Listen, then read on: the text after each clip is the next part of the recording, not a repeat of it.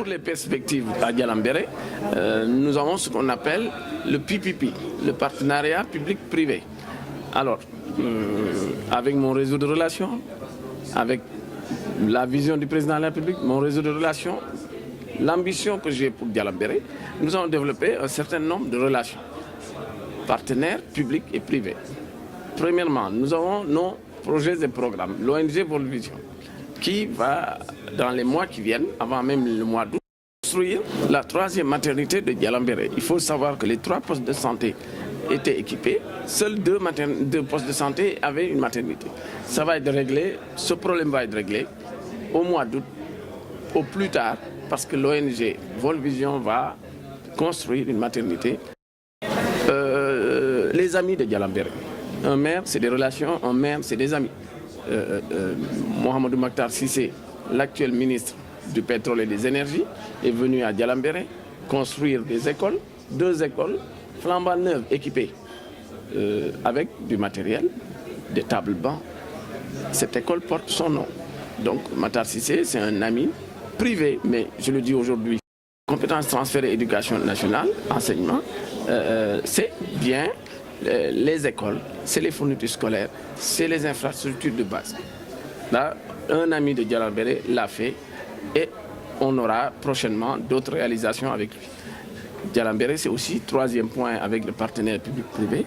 Dans le cadre de nos relations avec la France, Ecomer France, nous sommes en train de travailler sur la création et la valorisation d'espaces communautaires pour autour de la mare au crocodile. Dialambéré a une mare au crocodile que si nous ne faisons pas attention, nous perdons ces crocodiles. Et ce n'est pas bon. Donc j'ai la charge de protéger la faune et la flore de Dialambéré. Donc avec le partenaire Ecomer, nous sommes en train de réfléchir sur la création et la valorisation d'un espace naturel communautaire autour de la mare au crocodile. Dialambéré aussi, il y a un autre projet qui nous tient à cœur. La forêt est en péril. Je le dis partout où j'ai les moyens, l'occasion de le dire. Je le dis partout, la forêt est en péril. Nous avons mis en place une brigade verte. Cette brigade verte, c'est pour permettre aux jeunes de trouver de l'emploi décemment, tout en respectant les lois de la République. Il n'y a pas de raison que ces jeunes, qu'on les laisse piller la forêt, aller la vendre ailleurs. Et donc, nous avons un projet d'emploi vert avec la forêt de Dialambéré. Donc, nous avons aussi le projet de la reforestation. L'Office national de la reforestation doit pouvoir nous aider prochainement pour que nous puissions valoriser nous-mêmes, reboiser nous-mêmes tout le temps, tout au long de l'année. Et ça, c'est possible grâce aux communes. Grâce à la commune de Dialambéré, nous pouvons, en partenariat avec le ministère de l'Environnement et du Développement durable, dans le cadre des emplois verts, mettre en place un système que j'ai eu l'occasion de définir ailleurs, mais qui permet aux jeunes de rester chez eux, de protéger leur forêt, parce que c'est la nôtre, c'est la leur aussi, de permettre de gagner décemment sa vie. Ça rejoint l'économie sociale et solidaire si chère au président de la République, parce qu'il veut faire de ces 5 prochaines années, une année où il y aura une économie sociale et solidaire dans ce pays. C'est possible. Ça veut dire qu'il faut que nous sortions des sentiers battus et que nous réfléchissions ensemble sur des innovations, notamment la brigade verte. Le Sénégal, je pense être la première commune, peut-être la seule, à avoir mis en place, décidé de la création d'une brigade verte pour aider l'État, pour aider les services de l'État, les eaux et forêts, à mieux gérer cette forêt, parce que c'est la nôtre, mais c'est celle de nos générations futures. Donc nous avons cette proposition-là, donc nous avons des partenaires au développement, ce qui nous permettra d'aller plus loin et d'aller plus vite.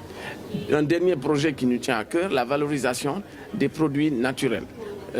Grâce à l'autonomisation des femmes, nous sommes en liaison avec une entreprise en Europe, en France, qui va mettre en place un système pour valoriser les extraits de plantes locales que nous pourrons valoriser à travers les produits, la cosmétique. Donc là aussi, Dialambéré est partenaire avec une ONG, une entreprise française qui s'appelle Efilia, qui est en train de nous accompagner pour permettre à ce que les produits locaux de Dialambéré soient valorisés à travers des activités génératrices de revenus, notamment chez les femmes.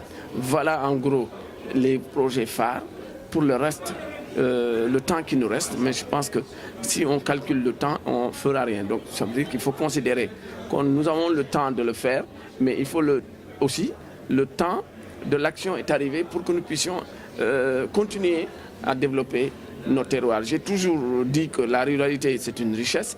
Vous avez vu que nous avons la forêt. Nous voulons l'exploiter décemment, légalement. Vous avez vu que nous avons les crocodiles, nous avons une mare, nous voulons protéger la mare aux crocodiles, créer un espace naturel. Vous avez vu que Dialambéré aussi est riche. On oublie souvent le bambou, le balai tahao qu'on vend à Dakar, qu'on vend à Diourbel. Mais le bambou vient de la forêt de Dialambéré. Malheureusement, les gens achètent le produit fini, mais les matériaux viennent d'ailleurs. Les matériaux bambou viennent de Dialambéré. Donc là aussi, il faut que l'État puisse nous accompagner pour que nous puissions exploiter le bambou, le vendre nous-mêmes, pour que ça revienne comme une économie circulaire. Il n'y a pas de raison que d'autres viennent couper le bambou, aillent le revendre, pour que ça revienne encore dans les marchés de Kolda pour ce bambou. Au passage, je signale que le bambou, c'est un produit très inflammable.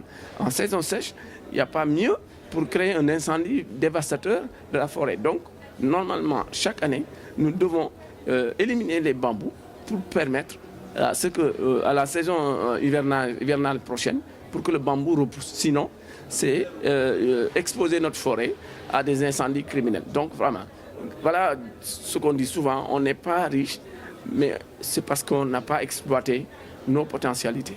Voilà comment on peut caractériser Dialambéré. Et donc je profite de ce temps de discussion pour dire que Dialambéré peut vivre décemment de ses potentialités, parce que Dialambéré est riche humainement, Dialambéré est riche de sa faune et de sa flore. Dialambéré est vaste, donc il suffit juste que l'État du Sénégal, son Excellence le président Macky Sall, puisse nous aider avec l'ensemble de ces projets et d'autres pour pouvoir accélérer l'émergence de Dialambéré. Alors, j'ai donc le cadre de Dialambéré. Vous avez bien vu qu'il y a eu deux tableaux, 2012, avant 2012 et entre 2012 et 2019. Tous ces acquis, tout ce bilan, c'est ce que nous disait le président de la République. Comment on est arrivé, qu'est-ce qu'on a trouvé, qu'est-ce qu'on a fait et où allons-nous? Alors, qu'est-ce qu'on a fait? Vous avez vu qu'il n'y a pas photo par rapport à 2012. Et qui en est le maître d'œuvre? Le chef d'orchestre, c'est le président de la République. Parce qu'il a d'abord commencé par dire les hommes. Il a d'abord commencé par chercher les hommes pour les mettre, les ramener pour que les personnes puissent présider ou décider. J'ai fait un choix, un engagement militant de quitter la France pour venir à ses côtés à Dialambéré. Déjà, le capital humain. Donc il faut lui rendre hommage.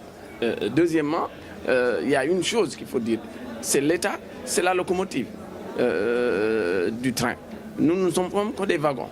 Donc quand la locomotive avance, c'est la vitesse de la locomotive qui tire les wagons. Donc aujourd'hui, on n'en serait pas là aujourd'hui. Dire qu'il faut de l'accessibilité rurale, c'est fait. Dire qu'il faut de l'eau, c'est fait. Dire qu'il faut prévoir de l'électricité pour tous, c'est en cours.